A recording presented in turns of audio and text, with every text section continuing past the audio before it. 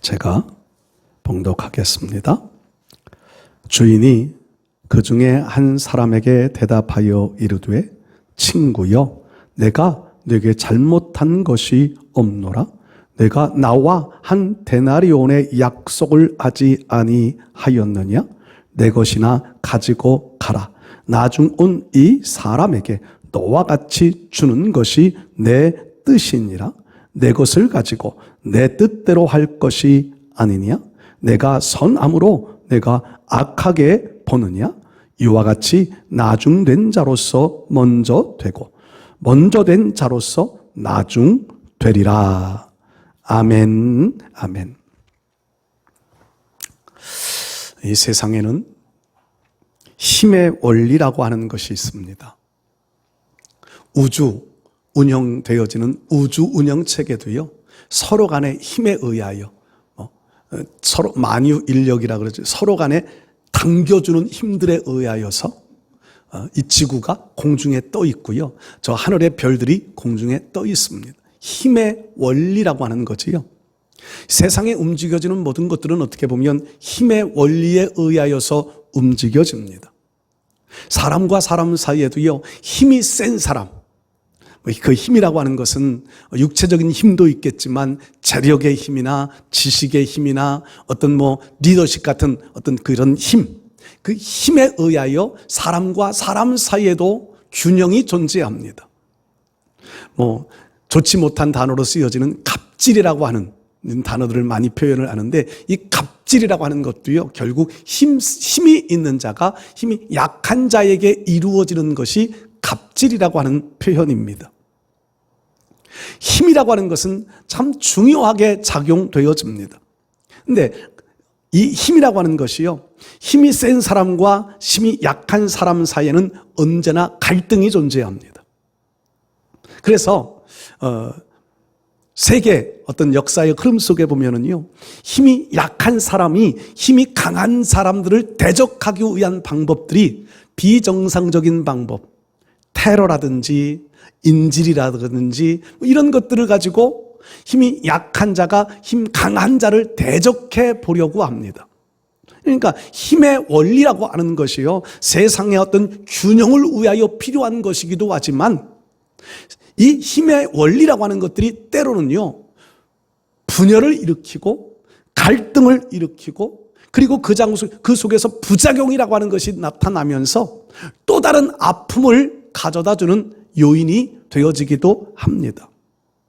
저는 우리 교회에서 신앙생활하는 여러분들이요, 이왕이면 많은 힘을 가진 신앙인들이 되어졌으면 좋겠습니다.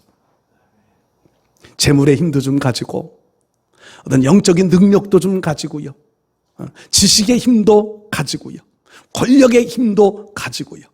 그런데 그것을 가지고 잘못된 방향의 힘을 사용하지 말고 선한 방향에, 하나님 기뻐하시는 방향에 그 힘을 사용하시는 여러분들 되어주실 수 있기를 축복합니다. 신앙인의 삶 속에서는요, 힘의 원리라고 하는 단어보다 더 먼저 이루어져야 할 원리가 한 가지가 있습니다. 바로 섬김이라고 하는 원리입니다.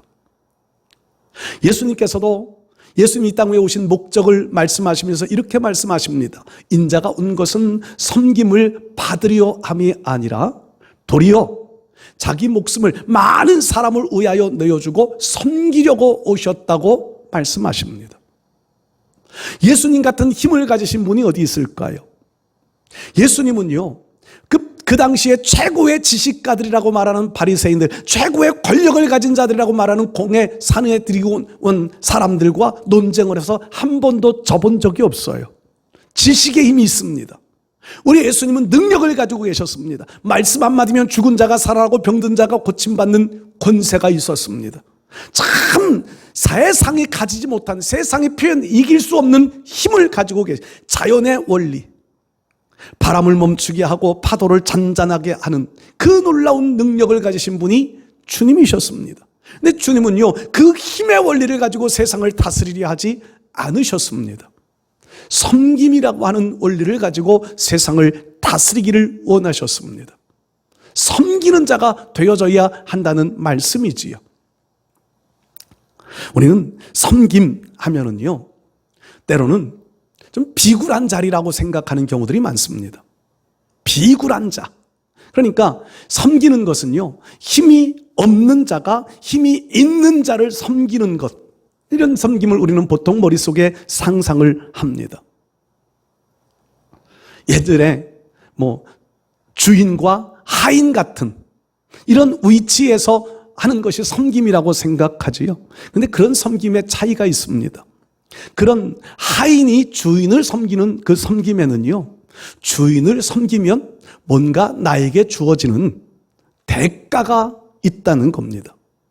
그러니까 좀 비굴해 보이지만 그 주인을 잘 섬겨야 주인으로부터 얻어지는 것들이 생겨지는 거지요. 그래서 이런 섬김은 섬김이라고 하는 말보다는 차라리 투자라는 말이 맞을지도 모릅니다. 비굴하지만 굽실굽실거려야 되지만, 그러나 이렇게 굽실거리는 시간들이 지나가면 주인이 나에게 뭔가 주는 것이, 재물을 주든지 뭔가 주인이 나에게 권한을 주든지 주는 것이 있다. 그래서요, 비굴한 마음이 들지만 그 비굴함을 이겨가면서 그냥 그 자리에서 섬기는 거지요. 신앙인의 섬김도 그런 것일까요? 신앙인의 섬김은 절대로 그렇지 않다는 거죠. 신앙인의 섬김은요, 하나님의 은혜를 감사하면서 섬기는 겁니다. 신앙인의 섬김은요, 이 섬김을 통하여서 뭔가 대가가 주어지지 않아도 하나님이 나를 받으시면 된다고 하는 믿음 가지고 섬기는 겁니다. 신앙인의 섬김은요, 정말 하나님의 사랑 감사하며 섬기는 섬김이, 어떤 대가가 전제가 되어져서는 안 되고요, 어떤 조건이 붙어서는 안 되는 것이 진정한 섬김입니다. 그렇다고요, 하나님이 우리가 섬기는 것을 받으시고 그냥 입 닦으시는 분이 아니시지요. 우리가 하나님을 섬기기로 작정하고 우리가 하나님이 맡겨주신 삶의 자리에서, 위치에서 하나님의 선한 일들을 위하여 정말 최선을 다하여 충성하며 섬긴다면 하나님은 그 섬김에 대한 보상을 반드시 갚아주시는 분이 하나님이십니다. 이 땅에서도 100배의 복을 받고요, 내세 천국의 삶을 살지 못할 자가 없다고 말씀하십니다. 반드시 대가가 주어져요. 그런데 우리가 섬기는 것은요, 그런 대가가 우선이 아니라 하나님의 은혜가 우선이어야 한다는 겁니다. 하나님을 향한 감사가 우선이어야 하는 거지요. 여러분, 성경은 우리에게 참 많은 부분에서 하나님을 잘 섬겨야 될 것들을 말씀합니다. 오늘 우리가 읽은 마태복음 20장, 이 본문의 내용도 그런 내용이지요. 포도원 주인과 농부의 비유입니다. 포도원의 농부 주인이요, 포도원에 일해야 할 일거리들이 많습니다. 그래서 아침에 일찍 나가서 일꾼들을 부릅니다. 시간이 지나 한 12시쯤 되어져서 또 나가보았더니 사람들이 있습니다. 또 다시 그들을 데리고 옵니다. 또 오후에 한 3시쯤 되어졌는데 나가보니까 또 사람들이 있어요. 또 포도원을 데리고 와서 일을 시킵니다. 마지막 한 5시쯤 됐을 때 또 나가보니 놀고 있는 사람들이 또 있어. 그들도 데려다가 농장에서 일을 시킵니다. 그런데 이 농장 주인이 일하는 사람들에게 품꾼을 나누어 주는데요, 나중 온 사람들에게서부터 품삯을 주라고 말해요. 청지기에게.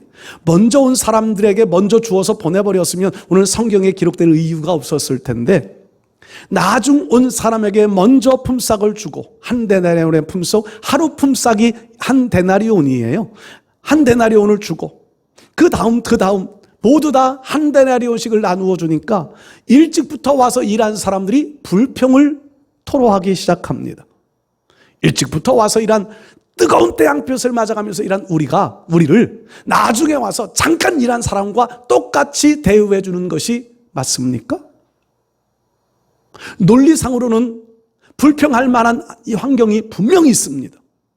이유를 논리상으로는요, 농부들의, 일꾼들의 입장에서 보면 분명히 불평할 수 있는 요소들이 많이 있습니다. 그런데 주인은요, 그들을 향하여서 오히려 책망하면서 내 것을 가지고 내 뜻대로 할 수 있는 것이 아니냐, 나중된 자로서 먼저 되고 먼저 된 자로서 나중되어지는 것이 하나님의 원리임을 말씀합니다. 농장 주인은 하나님이시지요. 농부들은 우리들을 가리킵니다. 아직까지도 밖에 놀고 있는 이들은 아직 구원받지 못한 사람들을 가르칠 수도 있겠지요. 주인은요, 때에 따라서 일꾼을 부르십니다. 그 권한은 모두 주인에게 있습니다. 얼마를 줄 거냐라고 하는 것도 주인의 권한에 주어져 있습니다. 이것을 섬김이라고 하는 원리, 큰 이 비유 속에서 가장 중요한 것은요, 하나님의 구원이라고 하는 측면에서 본문을 이해해야 합니다. 하나님의 구원은 일찍 부름받은 사람이나 늦게 부름받은 사람이나 똑같은 하나님의 구원이 주어진다는 겁니다. 근데 이 부분을 섬김이라고 하는 측면에서 한번 말씀을 생각해 보면은요, 우리가 하나님을 어떤 마음의 자세들을 가지고 섬겨야 할까? 먼저 부름받은 자로서 혹은 나중에 부름받은 자로서 가져야 될 동일한 마음들이 있습니다. 저는 이것을 섬김이라고 하는 측면에서 오늘 성경 말씀을 함께 나누어 보려고 합니다. 첫 번째로요, 신앙인의, 주님과 함께 가는 신앙인으로서의 하나님을 잘 섬길 수 있는 일들은요, 일할 수 있는 것을 은혜로 알아야 하나님의 복된 일꾼이고 섬김을 잘하는 사람입니다. 일할 수 있는 것을 은혜로 알아야 합니다. 요즘 우리 시대는요, 일자리가 없다고 하는 말들을 참 많이 사용합니다. 일자리가 없다. 왜냐하면 배운 지식들은 많은데 아무 데서나 가서 일하고 싶지 않은 거예요. 내가 배운 지식만큼 그만큼의 대가를 받고 싶어 하는 것이 사람들의 마음이고요. 또 회사 측에서는요, 어떻게든지 저렴한 비용을 가지고 일꾼들을 쓰고 싶어 합니다. 최저임금이라고 하는 제도를 그래서 만들어 놓았습니다. 최저임금이라고 하는 것은 그만큼 일한 이만큼의 시간에 이만큼의 대가를 주어야 우리나라 수준에는 맞다. 이것들이요, 노사 갈등의 문제가 되어지고요. 그래서 일하는 사람들은 더 받고 싶은 거고 시키는 입장에서는 덜 주고 싶은 것, 이런 갈등이 존재하게 되어지는 거지요. 세상의 원리입니다. 그런데 우리가 하나님 앞에서 하나님의 일을 이룰 때는 어떨까요? 하나님이 많은 일을 시키건 적은 일을 시키건 그건 하나님의 주권이에요. 우리가 하나님을 섬기는 믿음의 백성으로서 가져야 될 마음의 자세는요, 일할 수 있는 것만으로도 감사할 수 있어야 한다는 겁니다. 성경 말씀을 읽으면 가인, 아벨, 참 많이 말씀을 드려요. 가인, 아벨 똑같이 하나님 앞에 예배를 드려요. 제사를 드립니다. 그런데 하나님께서는 아벨과 그 제물은 받으셨지만 가인과 그의 제물은 받지 않으십니다. 먼저 그 사건을 이루면서 하나님은 가인에게 말씀하십니다. 그 자기의 제사가 받아지지 않은 것 때문에 마음에 불평을 가지고 원망을 가지고 그런 마음을 품고 있잖아요. 울분이 치솟아 올라 있습니다. 그때 하나님께서는요, 가인에게 말씀하세요. 하나님이 받으실 만한 예배를 드려야 될 타당한 이유, 예배를 받지 않으신 이유, 죄가 내 문 앞에 있는데 너는 죄를 좀 다스려 봐라. 죄인 되어져 있다는 겁니다. 죄인 되어져 있는 거예요. 그 죄를 다스리지를 못합니다. 그래서 하나님 그 예배를 받지 않으셨지요. 그런데 그 원인을 동생에게서 찾고 동생을 죽이는 것으로 화풀이를 합니다. 하나님 앞에 예배 드릴 수 있는 것, 하나님이 나에게 말씀하실 때에 그 말씀을 들을 수 있는 것, 여러분, 하나님의 음성을 듣고 싶고 하나님의 말씀을 듣고 싶어도 듣지 못하는 사람이 이 땅 위에 얼마나 많은가요? 그런데 하나님은요, 가인에게 말씀을 해주셨어요. 가인에게 찾아가셔서 가인에게 이유를 말씀해 주셨어요. 그럼에도 불구하고 가인은 하나님의 뜻을 알지 못했습니다. 하나님이 말씀해 주신 것에 대한 감사도 없습니다. 하나님이 찾아오신 것에 대한 감격도 없습니다. 단순히 나의 제사를 받지 않으셨다고 하는 원망만 가득 차 있습니다. 이것이 일할 수 있는 것을 은혜로 알지 못하는 자의 마음과 다를 바 없다는 겁니다. 여러분, 오늘 우리가 예배를 드리지만 우리의 예배를 하나님은 받으시는 예배도 있고 받지 않으시는 예배자도 있으실 거예요. 그 원인은 다른 데 있지 않습니다. 나에게 있습니다. 내가 바른 예배자가 되어져 있지 못할 때에 하나님은 나의 예배를 받지는 않으신다는 것을 우리는 기억해야 돼요. 그러면서도 우리는 꼭 감사해야 될 것은요, 그럼에도 예배 드릴 수 있는 자리에 있게 하신 이 은혜를 다시 찾아야 하는 겁니다. 하나님 앞에 예배 드릴 수 있는 예배자가 되어져 있는 것 이 자체를 우리는 마음속에 감사로 회복할 수 있어야 돼요. 그럼 우리 예배를 하나님은 분명히 받으실 줄 믿습니다. 오늘 성경 말씀에 먼저 와서 일했던 사람들, 물론 하루 종일 일한 사람도 있고 반나절 일한 사람들도 있었겠지요. 그런데 오늘 성경 말씀 보면은요, 저들이, 그들이라고 하는 표현을 사용한, 먼저 온 자들이 이렇게 표현을 해요. 복수예요. 많은 사람들이 거기에 동참하고 있다는 겁니다. 주인에게 원망합니다. 나를 불러서 포도원 농장에서 일을 할 수 있게 하고 그 비용을 지급해 주는 것에 대한, 일할 수 있는 권한을 준 것에 대한 감사는 하나도 없습니다. 주인이 일당을 주는 것에 대한 감사, 일당을 주는 것에 대한 배려 하나도 없습니다. 단순히 내가 조금 받았다고 하는 이유 때문에 원망하고 불평하고 있는 겁니다. 여러분, 하나님 앞에 부름받았다고 하는 그 자체를 감사할 수 있어야 됩니다. 성경은 우리에게 이런 말씀을 하잖아요. 너희가 전에는 허물과 죄로 죽었다고 말씀합니다. 에베소서 말씀이에요. 허물과 죄로 죽었던 너희를 살리셨도다. 여러분, 우리가 하나님과의 관계를 완전히 하나님이 우리를 부르시지 않았을 때는요, 죽었던 우리들, 영적인 영혼이 죽어있던 우리들이었습니다. 그런데 하나님께서 우리를요, 불러주셨습니다. 어떤 사람은 일찍이 어린 나이에 불러주시기도 하고, 어떤 사람은 중년 때 불러주시기도 하고, 어떤 사람은 노년에 불러주시기도 합니다. 하나님 앞에 부름받아 구원받은 은혜를 먼저 회복해야 합니다. 때때로 저도 그런 마음 한번 가져봤을 때도 있습니다. 참 힘들고 어려운 시기를 보낼 때, 좀 늦게 신학을 좀 시키고 일찍이 좀 돈 좀 벌게 하셔서 돈 좀 모아놓고 신학을 하게 하셨으면 이렇게 힘들지는 않았을 텐데 하는 그런 마음 가져볼 때도 있었습니다. 근데 곧 회개해지요.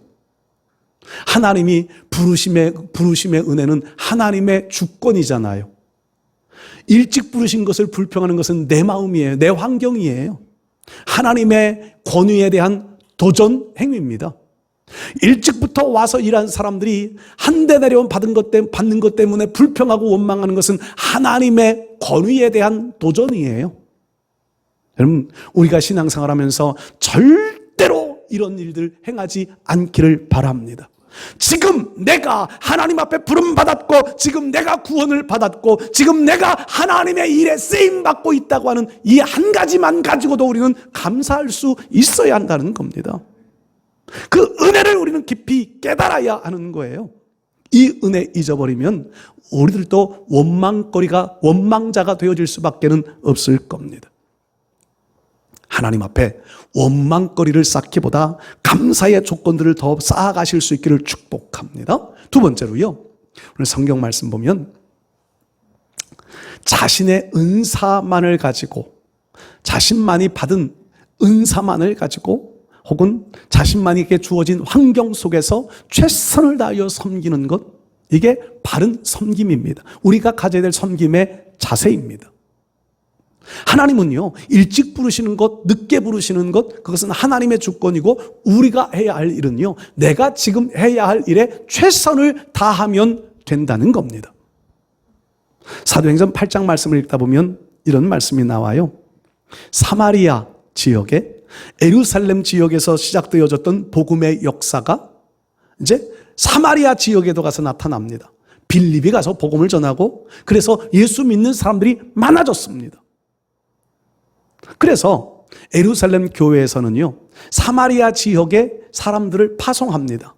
그때 파송받았던 사람들이 베드로와 요한 두 제자가 파송되어져서 사마리아 지역을 이제 가보게 돼요. 가서 상황을 보고 그리고 말씀을 전하고 기도했더니 그들에게 성령의 임재하심의 역사들이 나타납니다. 방언도 하고 예언도 했다고 하는 표현들이 기록되어져요. 그때 거기에 보면 사마리아의 유명한 마술사 시몬이라는 사람이 나옵니다. 그는 마술을 통하여 많은 사람들의 눈속임을 했던 사람이에요. 인기도 제법 얻었고 명성도 얻었던 것 같아요. 제법 유명한 사람이었던 것 같습니다. 그런데 그도 예수님을 믿어야 영생한다고 하는 말을 듣고 예수님 믿는 믿음을 가지게 되어졌고요. 베드로와 요한이 와서 함께 기도하며 성령의 임재 역사가 나타날 때 그 자리에 함께 있었습니다. 근데 이는 성령의 역사를 받지는 못했던 것 같아요.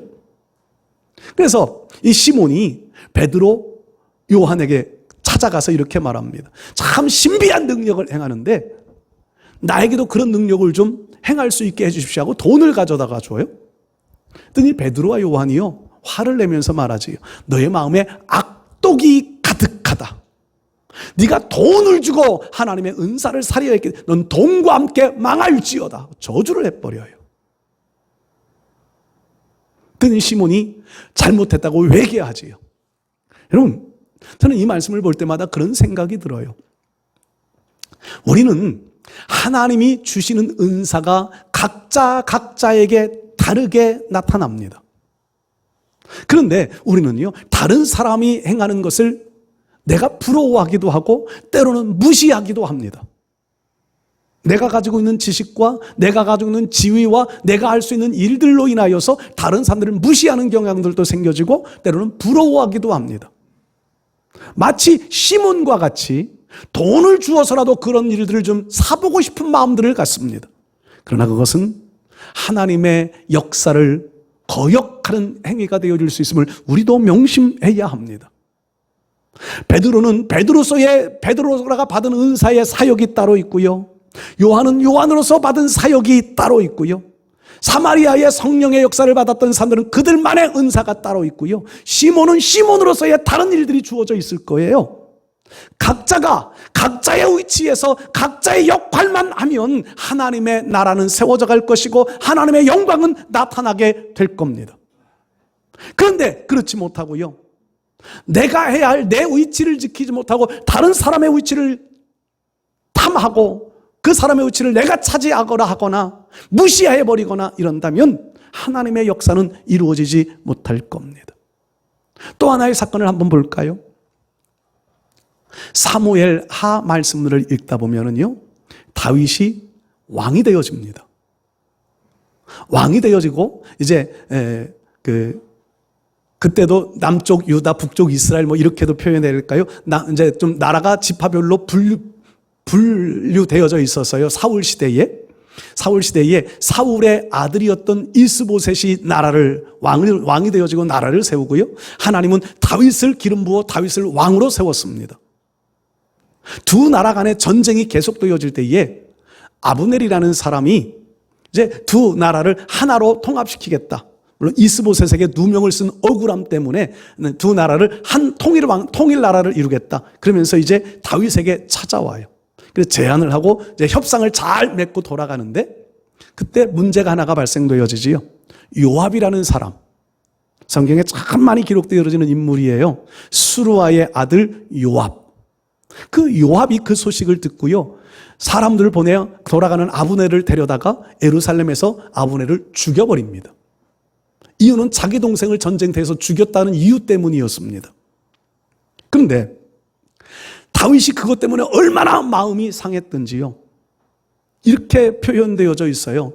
수로의 아들 요압과 그 형제들의 힘이 너무 강해서 내가 제어하기 어렵다. 그러면서 하나님 앞에 단원하며 기도하기를 그의 가정에 뭐 백탕병자, 무슨 절름발이 이런 일자들이 나게 해달라고 그런 저주하는 기도가 나옵니다. 여러분, 요압이라는 사람의 위치는 어떤 위치일까요? 신하입니다. 물론 장군이지요. 그 형제, 세 형제가 있는데 다 다윗이 왕이 되어질 때에 중요한 역할들을 했던 사람들이에요. 이 요압이요, 훗날 다윗의 왕 마지막 말겨이가 되어졌을 때도요, 또 장군을 하나 또 죽이는 일들을 범해요.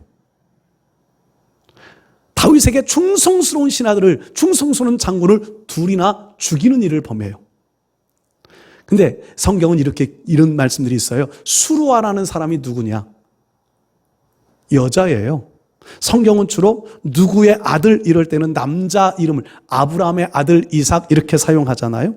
근데 요압을 쓸 때는요, 수루아라는 여인의 이름을 수루아의 아들 요압과 그 형제 이렇게 표현이 되어져요. 중요한 의미가 있다는 말이에요. 약간 그래서 수루아라고 하는 여인이 누굴까? 찾아봤어요. 그랬더니 수루아라고 하는 여인이요, 다윗에게 있어서 이복 누이, 배다른 누나예요.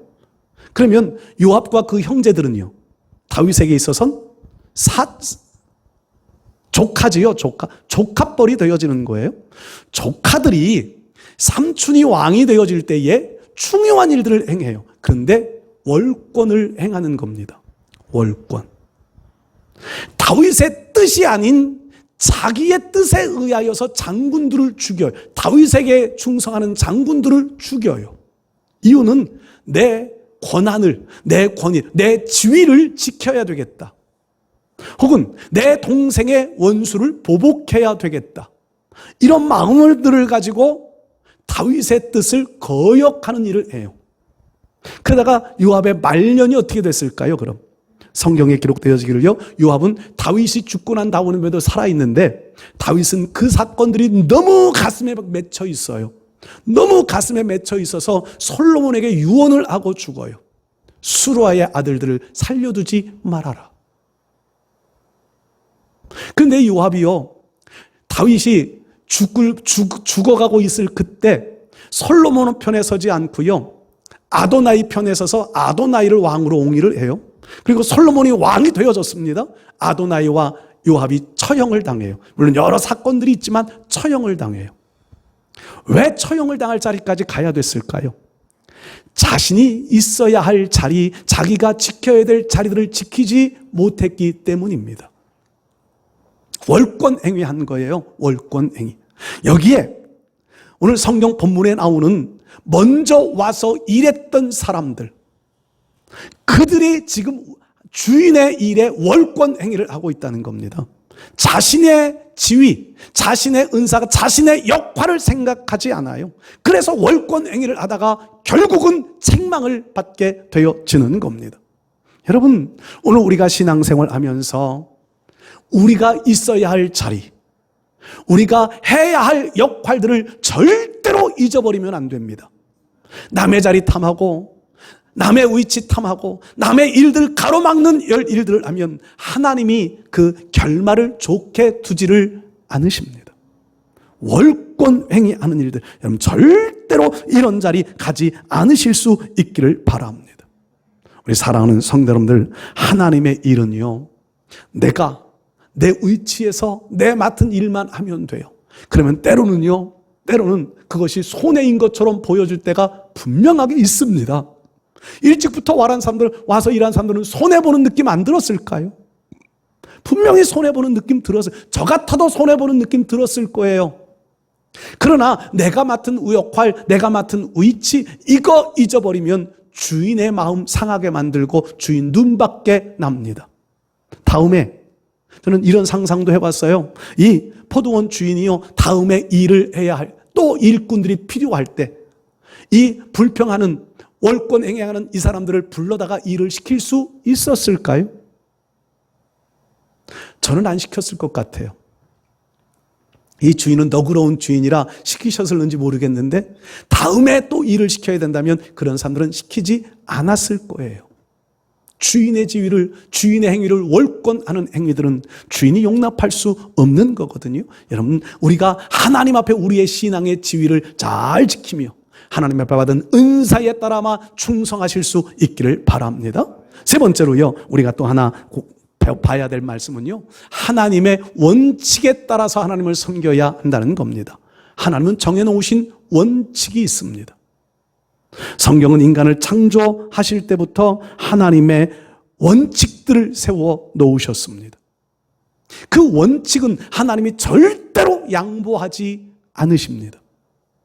세상에, 제가 지난 금요일에도 말씀드렸지만, 세상에 어떤 구원이라고 하는 조건의 전제 조건들을 세상 사람들이 여러 가지를 갖다 붙여놓아도 하나님의 원칙은 무너지지 않습니다. 세상 사람들이 성경의 권위를 다 무너뜨리려 한다 할지라도 하나님의 원칙은 무너지지 않습니다.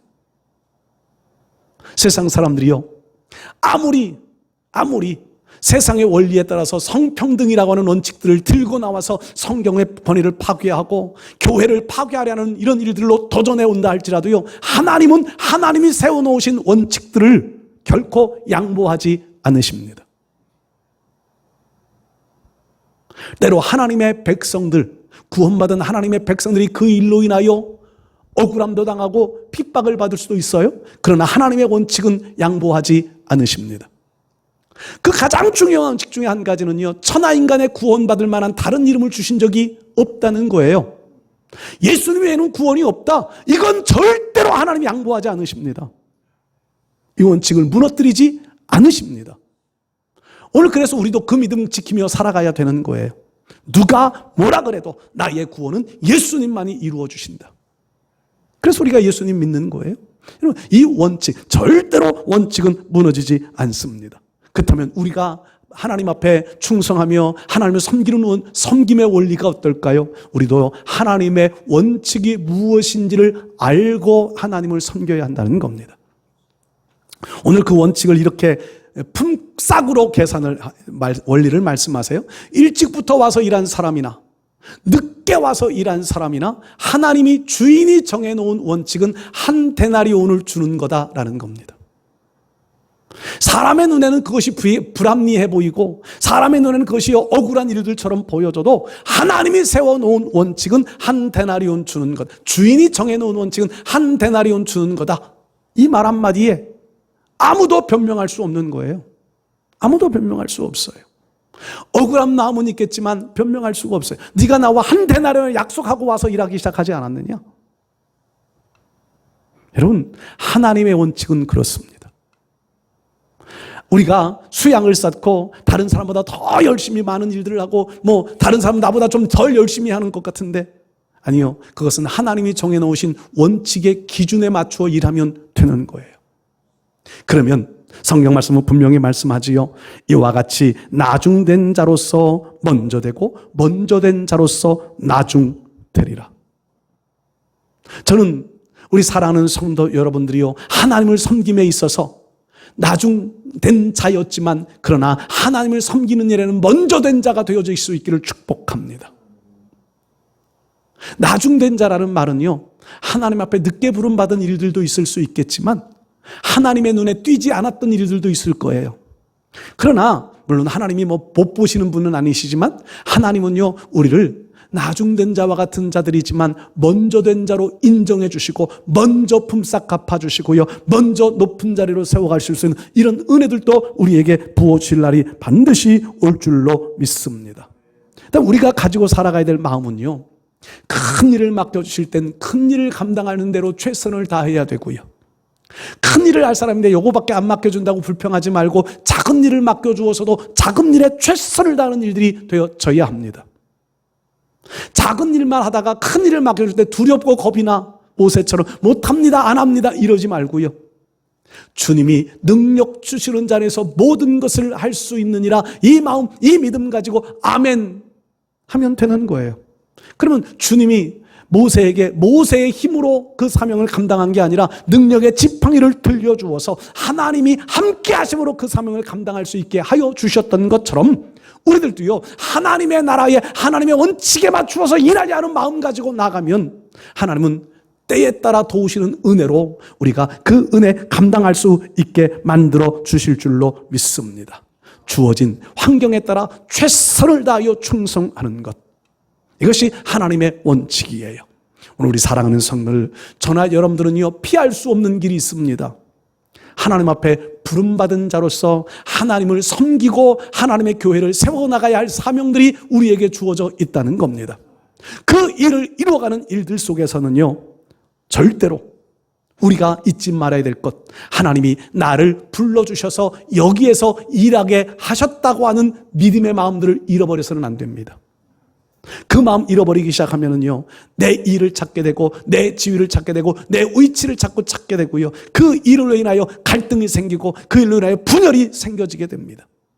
절대로 우리에게는 이런 일들이 없었으면 좋겠어요.